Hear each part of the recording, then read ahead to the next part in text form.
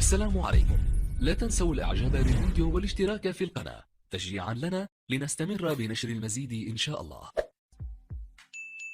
في الدقيقة 94 من عمر مباراة انتر ميلان ضد يوفنتوس، لوكاكو يعيد انتر ميلان للمباراة في اللحظات الأخيرة بعد تسجيله هدف التعادل من ضربة جزاء، مما أثار غضب لاعبي يوفنتوس.